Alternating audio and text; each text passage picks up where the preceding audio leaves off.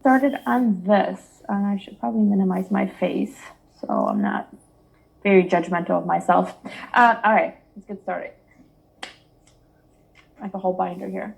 So this patient comes in, and you do a chest X-ray, and you see this black hole in his upper right lobe. Okay, so you see this cavitation, maybe some infiltrates, whatever, in the upper lobes. What are you thinking?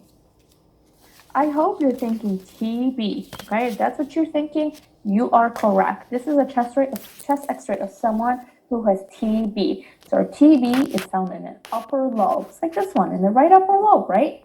And who is at the highest risk for developing TB? Is it a homeless person? Is it someone who's HIV immunocompromised? Is it someone, an immigrant, or is it a healthcare provider? Well, if you said somebody with HIV who is immunocompromised, you are correct, right? And if you do a PPD test on them, that induration is positive, it's above 5, right? Where general population is usually 15, right? All right, good job, guys. Let's move on. Like I said, I'm gonna try to be quick. So patient comes in and they're tachypnic, and we listen to them and they have some crackles, some rails. There's dullness, precaution, increased tactile phragmitis, and you do a chest X-ray and you see this. What are you thinking? If you said pneumonia, you are correct. This is typical pneumonia found in the lower lobes, where it's different compared to the TB, which is in the upper lobes, right? So pneumonia is in the lower lobes. Specifically, this one is the right middle lobe. All right, so now let's say this patient is young and healthy, 26, and they have no comorbidities, and they no medications or anything like that, and they have pneumonia. How would you treat this young man or lady? Macrolide. Said macrolide, you're right. So azithromycin, Biaxin, all those. And if they're allergic, you can also use Daxi as an alternative, right? So how I remember my treatment for young, healthy people, A, B, C, D, E. Azithromycin, Biaxin / clarithromycin, Daxi, erythromycin. Okay? Got it? Now let's say this patient comes in and they're old and they have CHF and they have COPD and they recently used antibiotics in the past 3 months and you're worried about drug resistance. How would you treat them? Hopefully you said respiratory fluoroquinolones. Told you I can't pronounce things. So from now on, you're going to hear me refer to those as FQs, okay? Like Levo, right? Levo is a good one to someone who has comorbidities and is older. Good job. Of course, there are multiple options there's multiple other answers to this, but the exam is about first line or if you're allergic, basically. They're not going to throw you like a combination of how do you treat pneumonia with these 3 different antibiotics, okay? Remember, you're a novice NP when you're going into this. All right, so let me ask you this.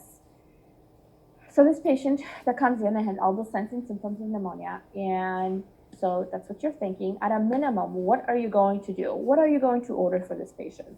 Are you going to do a CBC, CMP, an X-ray, and an antibiotic? Are you going to do just a chest X-ray? Or are you going to just order some Tylenol? If you said that you're going to order a CBC, a CMP, an X-ray, and an antibiotic, you were correct. Those are the things you want to do at a minimum for a patient that you suspect has pneumonia, right? You want to check their CBC because you want to see if there's infection going on. You want to do a CMP. You want to check their kidney function before you give any antibiotics or whatever. You want to see if they're dehydrated. You want to do an X-ray to confirm, right? And you're going to prescribe the antibiotic to treat them. Ta-da! Okay, let's move on to the next topic. All right, so let's move on to this guy. This guy comes in to see you in your office, and he takes his socks off, and you read his chart, and you see that he has a history of high cholesterol, and he is a smoker. I'm gonna take my earring off in case it's making some noise. It is in my ear. Anyway, so he has a history of high cholesterol, he's a smoker, and you see this shiny, hairless foot, right? Maybe there's an ulcer present that's been there for a while and it's not healing. And he tells you that he has pain with walking and exercise, but it gets better with rest. What are you thinking? What is this? This is typical PAD, okay? If you say PAD, you are correct, my ladies and gentlemen. And how will the pain get better? Was the pain relieved with elevation or rest and dangling? I'm sitting in a heating pad and it's burning my butt. Yep, rest and dangling, right? Rest and dangling. That's how you would relieve this. It's a circulatory problem, right? So, and smoking is a huge risk factor for these patients. So what is diagnostic for PAD? What is diagnostic for PAD? Well, if you said if ABI of less than 0.9, you are correct. Diagnostic is an ABI of 0.9. And if you don't remember what ABI stands for, it's the ankle-brachial index, right? It tells us if there's narrowing or blockage of the arteries. So less than 0.9 is diagnostic, right? Shows us the flow. And smoking is a huge factor, risk factor. So if we're talking about arterial ulcer, you want to look for these signs and symptoms of around the ulcer being shiny and hairless and things like that, okay, to differentiate.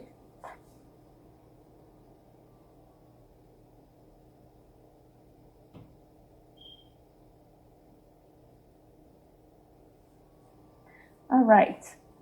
Now this patient comes in and they come to your office and you look at their legs and you see all this edema and they're very dry and scaly and discolored and purplish. And they've been there for a while, okay? There's no fevers, nothing acute going on. What is this? And I'm gonna give you always, guys, not always, but sometimes I will give you multiple pictures just so you can visualize it. So if you said that this is chronic venous insufficiency, you are correct, my friends. Chronic venous insufficiency, right? So look, you know how that differentiates from the other one? I know a lot of us used to confuse this, so no longer confuse this. And what would you do with this patient? Would you tell him to elevate his legs or would you tell him to dangle? Elevate, right? Anytime there's edema, we elevate. You could do stacking on this patient. Encourage them to lose some weight, some physical activity, lifestyle changes, all that fun stuff. So again, differentiate between a venous and an arterial ulcer. A venous, look for these clues: dryness around and edema and discolored and flaky and stuff, okay? All right, let's say a patient comes in and they have had surgery recently, and now they're coming with swelling and warmth and pain in one leg. What are you automatically thinking? DVT, right? You're thinking a DVT. And how would you work that patient up? A Doppler. Doppler is excellent. And maybe a D-dimer. You could consider a D-dimer as well.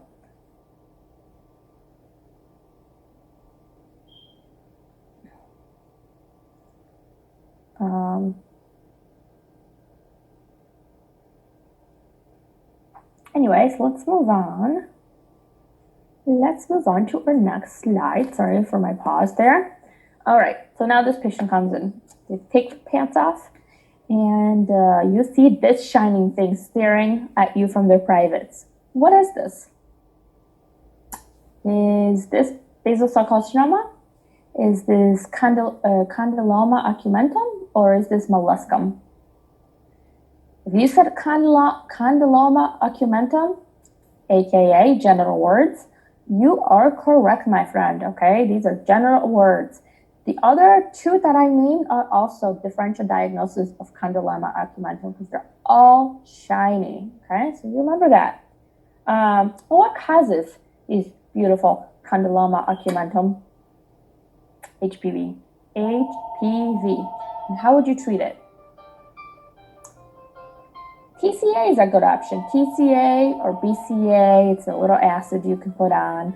TCA is also safe in pregnancy. Yes, there are other options, but remember these. How can you prevent genital warts, especially in the younger generation? If you said HPV vaccine, you are correct. In the earliest age, you can start giving an HPV vaccine at 9 years old, right? Since we're on top of the topic of HPV and being down there in the privates, when do you start doing pap smears? When do you start doing pap smears? Yep, start at the age of 21 every 3 years. 21 every 3 years. When do you start doing HPV testing? 30. Start at 30 and you go every 5 years, right? And you can stop at 65 if they've been normal times 3. So now this patient comes in and she's 20 years old and she's been telling you she's been sexually active with 7 different partners. Yeah. And she wants a pap smear. What do you tell her? Nope, you're not going to do it. You're not going to do it. We don't do pap smears under 21. We follow our guidelines, right? So for the purpose of the exam, remember to follow the guidelines. So you're not going to be wrong. So you have to know your guidelines. Now let me ask you this. Patient comes in and they have ascus, atypical squamous cells of undetermined significance. I want you to put the following in order. I'm going to go from 1 to 3. Okay, so there's 3 options. Which one will go first, second, and third? Did you do HPV testing, LEEP procedure, or colposcopy? HPV testing, LEEP procedure, or colposcopy? Yep, so if you said you're going to do HPV testing, you're correct. Then you're going to do a colposcopy, you're correct. Then you're going to do a LEEP procedure, you're correct. You're going to go from least invasive first to the most invasive. All right, patient comes in, postmenopausal woman comes in with some bleeding. What should you do? You should probably refer her for endometrial biopsy, right? You want to refer her for endometrial biopsy. All right, let's move on to the next topic. I jump around topics because the exam doesn't go in perfect order. I'll go in some order a little bit later, I shouldn't say that. All right, so now this patient comes in and you see this red rash with central clearing. It's kind of rough to touch and they have flu-like symptoms. And the rash began maybe a week to 2 after they've been bitten by a tick. What is this? Lyme's disease. This is the typical bull's eyes rash associated with Lyme's disease, right? So tell me how you would treat this. Doxy, the drug of choice is Doxy, you guys, right? What if the patient comes in with this and they're 5 years old? How would you treat them? Amoxicillin is an option. Amoxicillin is an option for that person. We don't give Doxy under 8, right? We don't give, there's an exception and I'll get to that later, okay? So don't freak out about remembering all the dosages for things. I still don't remember dosages for things. That's what we have apps. Just remember the medications and the classes, okay? Because some questions will ask you just a class, some will give you medication. So don't, it's not gonna give you Doxy, blah, blah, blah, blah, blah, okay? All right, let's move on to the next one. This patient comes in and they glare into your eyes and they have this bluish, whitish, grayish ring around the cornea of the eye. What do you suspect? Arcus senialis, right? Arcus senialis. This is normal in the elderly, but let's say this patient is 30 and they're staring into your eyes. What would you work them up for? You want to check their lipid panel. You want to check their lipids, right? You want to make sure they don't have hyperlipidemia. But yeah, it's still early. All right. All right, so this man comes in and they're older and they present to you and they have this opacity of the eye and there's an absence of red reflex and they tell you they have difficulty driving at night. They're seeing glares from from the headlights. What do you suspect? Hopefully you know this is cataracts, and if you don't, you do now, right? Cataracts. So every time a patient comes in and they have some kind of eye issue problem or cataracts, you want to check the visual acuity, right? We want to check their vision first. I'm telling you guys, this is a crash course, okay? Know these things. All right, so now this patient comes in and they look at you and holy smoke, this is what their one eyeball looks like, okay? And they're having a lot of pain in that one eye. It's painful. They're having vision changes and there's halos around the eyes. The eyeball is really firm to touch and there's increased ICP. What is this? Acute close glaucoma, right? Typical signs and symptoms of acute close glaucoma. This is an emergency. You send them out and you let somebody else take care of them. So there will be multiple questions on the boards that want you to recognize when something's an emergency, so they know that you know that, and somebody else can take care of it that's more equipped than us, right? So send this patient out. Again, no classic presentations of things. The test is not trying to trick you guys.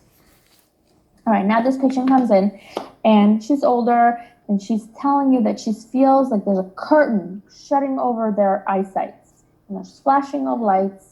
What are you thinking when you hear those keywords, curtain, flashing of the eyes? Hopefully you're thinking retinal detachment. Again, emergency.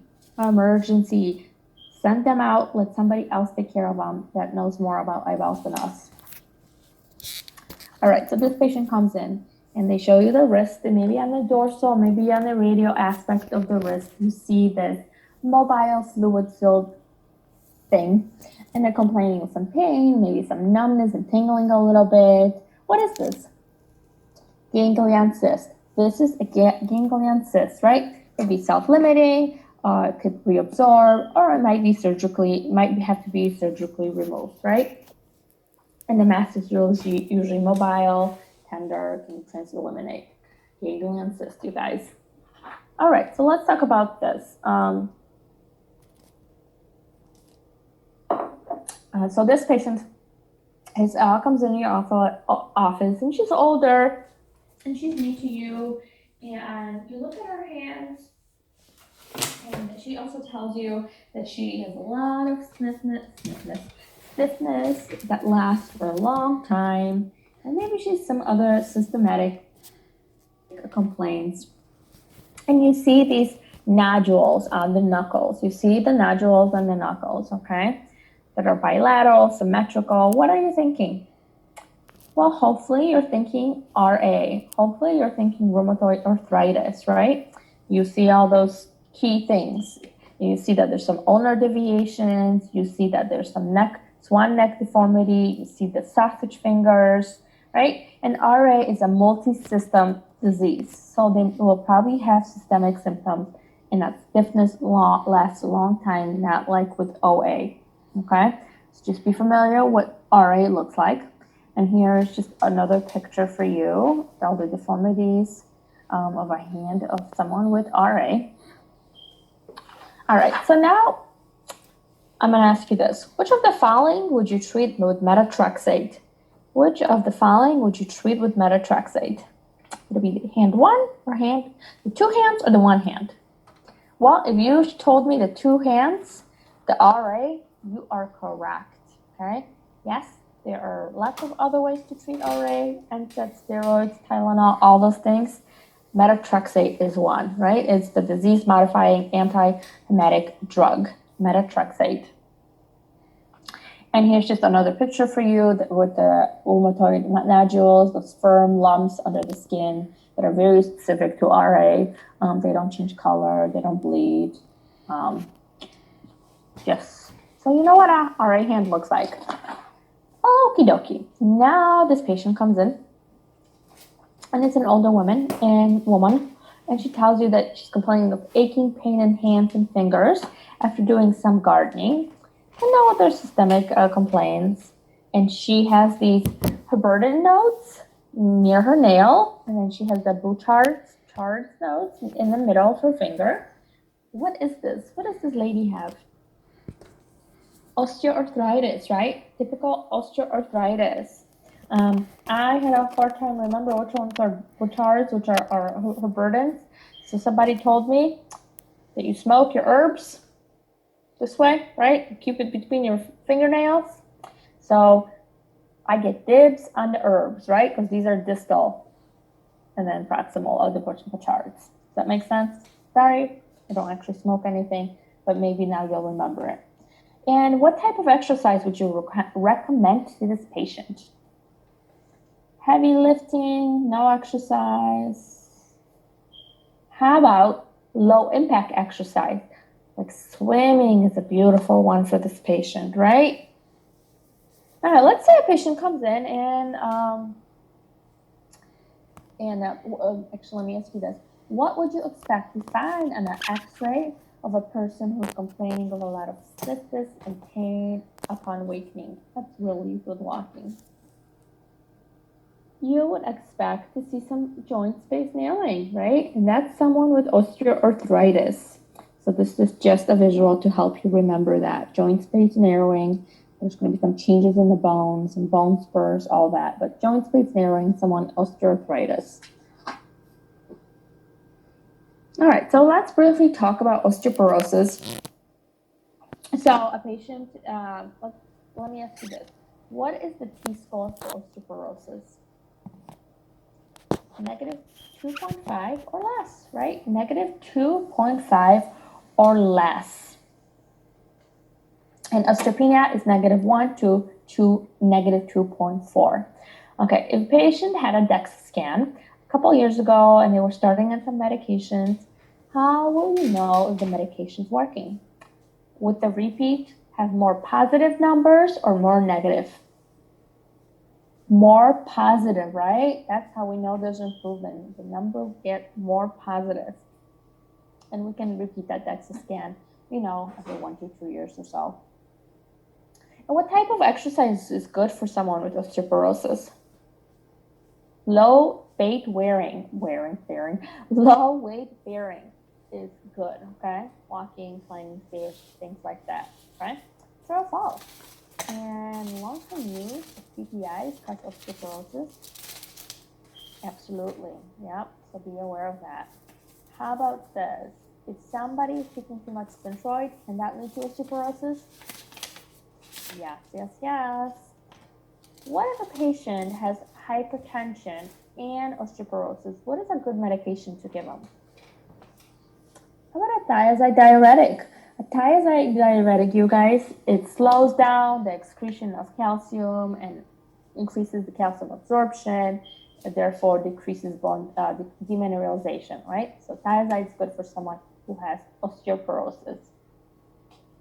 All right, now this lady comes in with these varicose veins that are very painful and bulging and staring at you and protruding. What is your intervention? What would you do? Would you wait and watch and see what happens? Would you fix her with your magical powers? Or would you refer to vascular so she can be sexy again? Hopefully you're gonna want this poor lady to be sexy again and you're going to refer her to vascular, okay? That's what you're going to do. All right, so now this lady comes in. Everybody's a lady apparently to me. This lady comes in and they're complaining of pain right there, the site of pain, near the heel with weight bearing, okay? And they say that this pain is worse in the morning. What is this? What are you thinking? Plantar fasciitis, right? Plantar fasciitis is what you are thinking, you guys. And what would your initial education be for this patient? Would it be NSAIDs and stretching? Would it be some fancy heel shoe inserts, some steroids? Well, hopefully you guys said NSAIDs and stretching, right? Initial is the key word here. You want to do the cheapest thing. NSAIDs, everybody has those in their cabinet. Some stretching, get a water bottle, they can roll on it, things like that, okay? Cheapest costs almost nothing. The other options, think about it, those are custom shoe insert and you wouldn't be doing steroids, so it's your first treatment. All right, so now this lady, again is a lady, comes in and she's complaining of pain, numbness, burning with walking, okay? and she feels like that there's some kind of pebble in her shoe in between the third and fourth toe. What is this? Morton's neuroma, right? Morton's neuroma. Bam, you got that question correct if you see this. Again, you will see typical presentations of diseases, you guys. All right, let's talk about knee injury. So patient comes in and they had some kind of knee injury. What are some things you could do? Some assessments, right? So out of these four, which three would be appropriate? McMurray, Lechman's, Valgus, or Murphy's? Okay, yep, McMurray, Lechman's, and Valgus, right? McMurray for meniscus, Lechman's for ACL, Valgus for ligament. Murphy's is not one that you would do for a leg. So I would recommend reviewing your knee assessments for different ortho things, like, you know, for a meniscal injury, things like that, and how to treat a muscle strain, maybe like a rotator cuff issue, things like that. Okay, so you're not surprised. All right, this person comes in, patient, and you see this typical honey crusted rash on his face, or maybe it's on his cheek somewhere. What is this? Impetigo, right? This is an impetigo. And how would you treat them? What would you put on there topically? Bactroban, right? Make sure you always know both names. I just call it Bactroban because I can never pronounce Mucurus. Okay, so now let's say this patient is this impetigo is not as pretty. Not that this is pretty, but now it's blistering even more, and it's fluid, and it's just awful, very severe. What can you give them? Some oral antibiotics, right? Like Teflex or Diclofenac, penicillin, or maybe if they're allergic, you could do some kind of macrolide.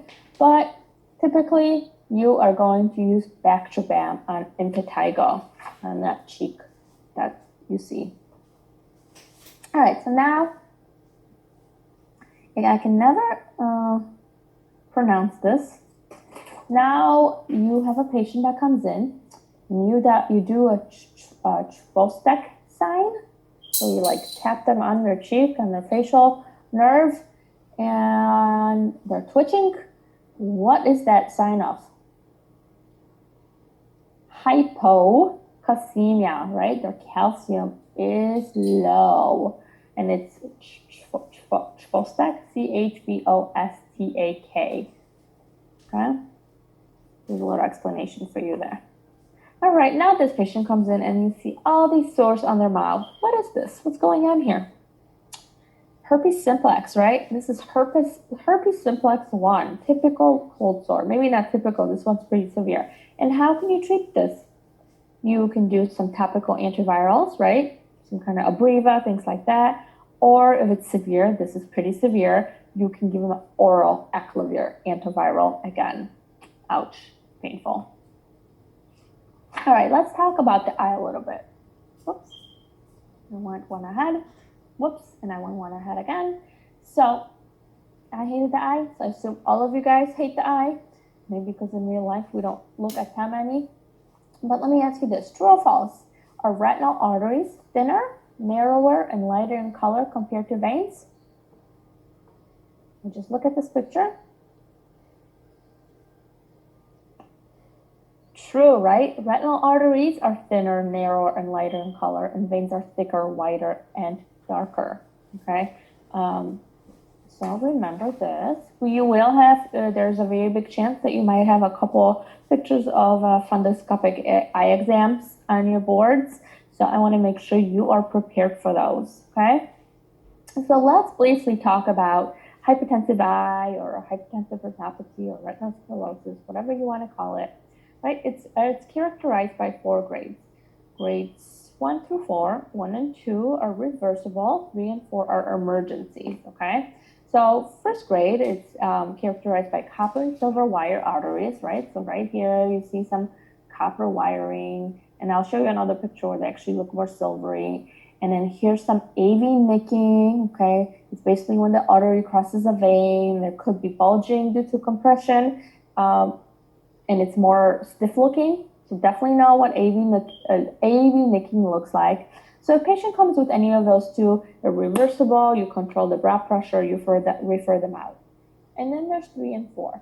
3 and 4 are emergencies, like I already said. So there's going to be some hemorrhages, some cotton wool spots, maybe some hypoodema and bulging discs. Okay, so just here's a photo for you. But remember this AV nicking. And again, what is this? AV nicking in hypertensive retinopathy. You see how there's some silver wiring here from the first grade, and then AV nicking when it crosses over. Let's quickly now talk about a diabetic eye too, because this tends to pop up on people's boards.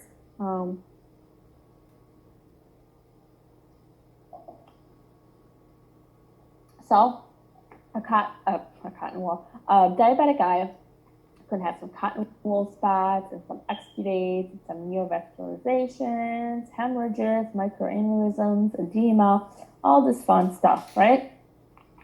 And here is just another eyeball of somebody with diabetes. And there are some cotton wool spots. You see these cotton wool spots? Yeah, these are very characteristic of a diabetic eye. So make sure you know what cotton wool spots look like in a diabetic eye.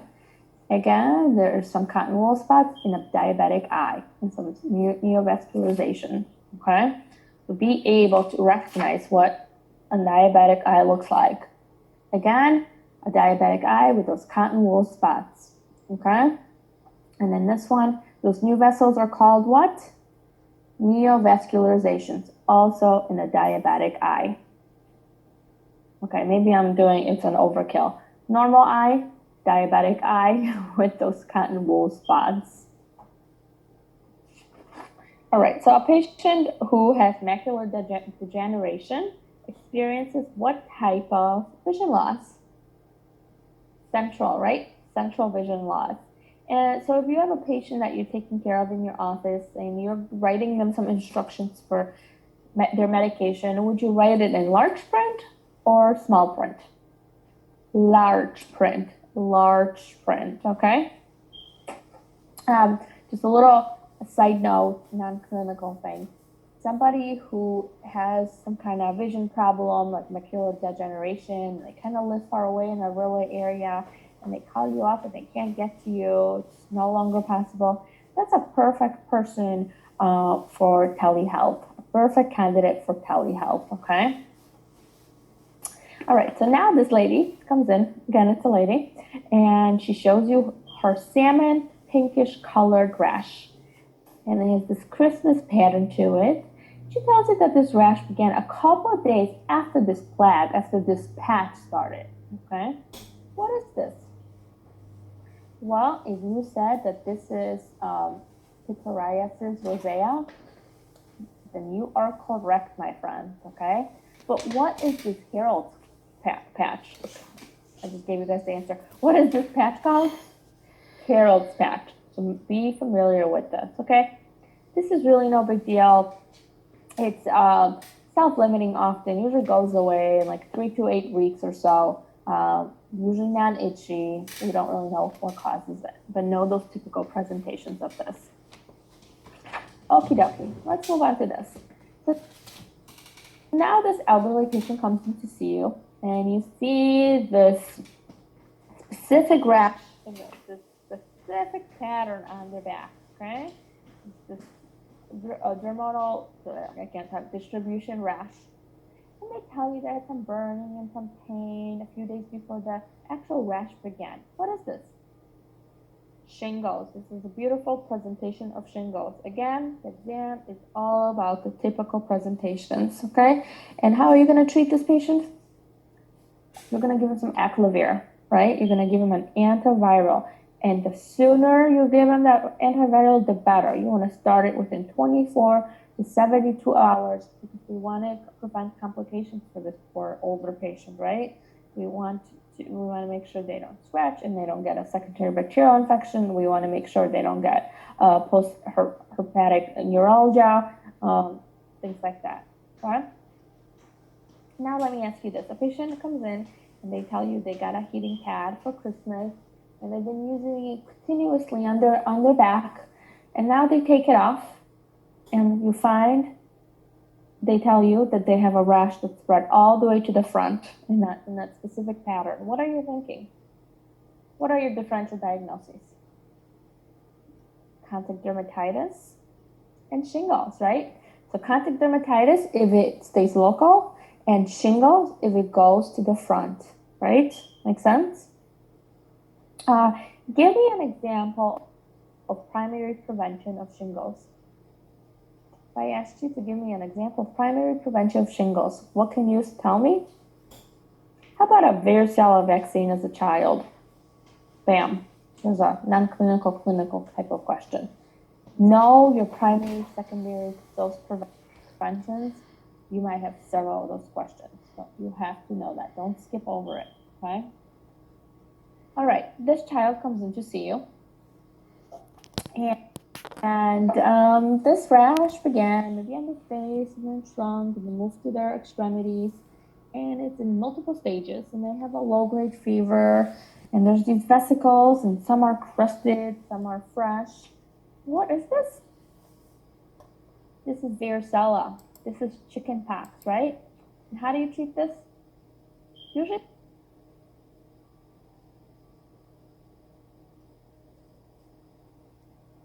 self-limiting, it's no big deal, right? Well, other than it freaking itches and all, so, you know, it is a little bit of a big deal. So you can try to do all those things at home.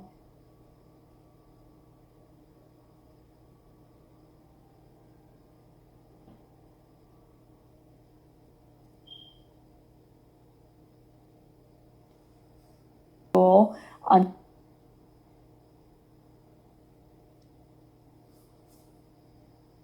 over, right? Should not go back to school Let me till ask all you this. crusted over. At what age can you begin giving varicella vaccine? 12 months, right? It's a live vaccine. We do not give a live vaccine under 12 months. Same with MMR, right? Can we give a live vaccine to someone who's immunocompromised? Nope. Can we give a live vaccine to someone who's pregnant? Nope.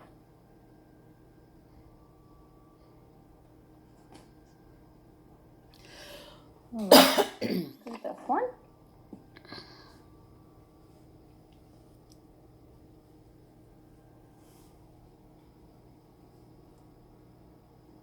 All right, so let's talk about this. So the first patient comes in, this one right here on top, and they tell you that this is what their tongue looks like after eating some spicy food, or maybe something super hot and cold, or maybe something artificial, something citrusy. What is this? If you said this is a geographical tongue, you are correct. My son actually has this after eating anything crappy and artificial, okay? This is no big deal. You do nothing about it. You reassure the patient that they're okay. They will live. Now this patient comes in and they stick their tongue out and they have that. And when you try to scrape it, you can actually scrape it. What is that? Oral candidiasis, right? Thrush.